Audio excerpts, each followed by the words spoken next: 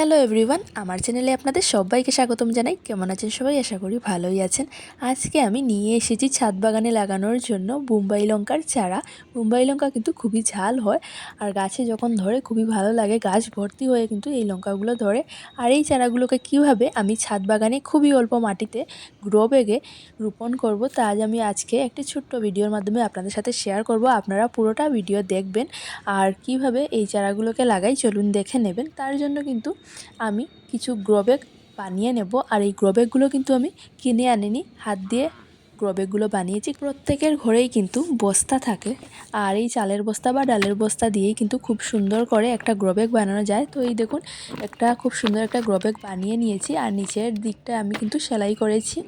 তো খুবই সহজ পদ্ধতি গ্রোব্যাগগুলো বানানো।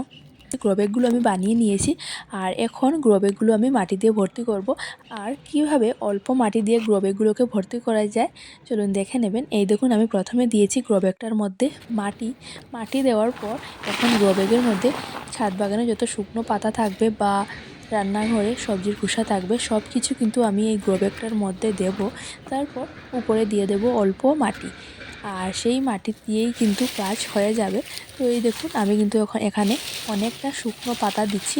আর প্রথমে দিয়েছিলাম নারকেলের ছুবড়া, আমার কাছে কিছু নারকেলের ছুবড়া ভিজানো ছিল, প্রথমে সেগুলো দিয়েছি। আর এখন দিয়ে দিচ্ছি শুকনো পাতা, আর তারপর সবজির খোসাও দেব। তো এই দেখুন, শুকনো পাতা দেওয়া শেষ আর এখন দিয়ে দেব মাটি। আর পুরোটা গ্রোব্যাগ কিন্তু এখন অল্প মাটিতেই ভর্তি হয়ে গেছে, শুকনো পাতাগুলো পচে পরে সার হয়ে যাবে। তো এইভাবে আমি এই 3টি গ্রোব্যাগ একইভাবে রেডি করেছি, এই দেখুন। আর এখন এই গ্রোব্যাগগুলোর মধ্যে আমি চারাগুলো বসাবো। আমি এক এক করে সবগুলো চারা একটি গ্রোব্যাগের মধ্যে বসিয়ে দেবো। একটি গ্রোব্যাগের মধ্যে একটি চারা বসাবো। আর এই দেখুন, খুব সহজেই কিন্তু আমি চারাটি বের করে নিয়েছি প্যাকেটটা থেকে। আর নিচের দিকের কিছু মাটি ফেলে দিচ্ছি, কারণ এগুলো বালি মাটি, তাই ফেলে দিলাম। আর এখন এই চারাটিকে বসিয়ে দেব এই গ্রোব্যাগটার মধ্যে। আর এই চারাগুলোর মধ্যে কিন্তু অনেকটা শিকড় আছে, শিকড়গুলো আমি ছিঁড়িনি, শিকড়গুলো যেরকম ছিল সেরকমই আছে। আর এখন এই চারাটিকে আমি এই গ্রোব্যাগটার মধ্যে বসিয়ে দিলাম। তো এই দেখুন, বসানো হয়ে গেল।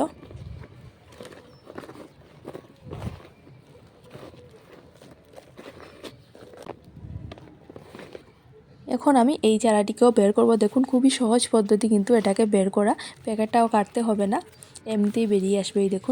এই দেখুন বেরিয়ে আসলো। আর এই মাটিগুলো মনে হয় বালি মাটি, তো মাটিগুলোকে আমি ফেলে দেব। এই দেখুন, মাটিগুলো কিন্তু খুব সহজেই নিচের দিকে পড়ে যাবে। আর এই চারাগুলোর মাটির মধ্যে 3-4টে চারা ছিল, তো সেগুলো ফুলেরও হতে পারে, তাই এই দেখুন এই চারাগুলো ফুলেরও হতে পারে, তাই আমি এগুলোকে রেখে দেবো, এগুলোকে আমি লাগাবো, দেখবো এগুলো কিসের চারা। গাছগুলো যখন একটু বড় হবে তখন বুঝতে পারবো যে এগুলো ফুলের চারা না অন্য কিছু, তাই এগুলোকে এখন এই লঙ্কার প্যাকেটগুলোর মধ্যেই কিন্তু লাগাবো। তো এই দেখুন, একইভাবে কিন্তু আমি এই লঙ্কার চারাটিও বসিয়ে দিলাম। আর এখন বাকি আছে আরেকটি চারা, এই চারাটিকেও বসিয়ে দেব। তো এই দেখুন, এই গ্রোব্যাগটার মধ্যে এই চারাটি বসাবো। এই দেখুন, খুবই সুন্দরভাবে কিন্তু চারাগুলো প্যাকেট থেকে বেরিয়ে আসে। এই দেখুন বেরিয়ে গেছে, আর অনেকটা শিকড় দিয়েছে কিন্তু এই গাছগুলোর থেকে। এই দেখুন, অনেকটা শিকড় আছে নিচে। আর এইভাবে করতেই দেখুন কীভাবে এই বালি মাটিগুলো ঝরে পড়ছে। তো মাটিগুলো ফেলে দিলাম, তারপর আমি এখানে এই চারাটি বসিয়ে দিলাম। অনেক বড় বড় গ্রোব্যাগ, আর একটি গ্রোব্যাগের মধ্যে একটি চারা বসিয়েছি, কারণ বোম্বাই লঙ্কা গাছ অনেকটা বড় হয় আর গাছে প্রচুর লঙ্কা ধরবে, তাই বড় বড় গ্রোব্যাগের মধ্যে বসালাম। আর এই দেখুন, সবগুলো গাছ কিন্তু আমার বসানো হয়ে গেছে। আর এখন আরেকটি কাজ আছে, এই কাজটা না করলে এখন হবে না, তো একসাথে কিন্তু এই কাজটাও আমি করে নেব। তো 3টি গাছেরই কিন্তু পিঞ্চিং করতে হবে। এই দেখুন, প্রথমে আমি এই গাছটার পিঞ্চিং করব। তো উপরের ছোট্ট যে পাতা যেগুলো থাকবে সেই পাতাটা এইভাবে কেটে দিলেই হয়ে যাবে। এই দেখুন, এইভাবে 3টি গাছেরই কিন্তু পাতাগুলো এইভাবে কেটে দিতে হবে। তো পিঞ্চিংটা না করলে কিন্তু গাছটা সুন্দর হবে না, তাই একসাথেই আমি পিঞ্চিংটা করে দিলাম, যাতে গাছটা একসাথে সুন্দর হয়ে বড় হবে। তো এই দেখুন, 3টি গাছেরই কিন্তু আমি পিঞ্চিং করে নিয়েছি। আর এখন গাছগুলোর মধ্যে দিয়ে দেব জল, আর জলটা কিন্তু এমনভাবে দিতে হবে যাতে পুরোটা মাটি ভিজে যায়, কারণ পুরোটা মাটি শুকনো আছে আর নিচে শুকনো পাতাও আছে, তাই ভরপুর মাত্রায় দিয়ে দেব জল। আর জল দিয়ে এখন রেখে দেব। গাছগুলো কয়েকদিনের মধ্যেই কিন্তু গাছগুলোর থেকে অনেকগুলো শাখা বেরোবে আর গাছগুলো বড় হবে। তো তারপর দেখাবো, আর গাছগুলোর পরিচর্যা কীভাবে করি সেটাও কিন্তু আপনাদের অবশ্যই শেয়ার করব।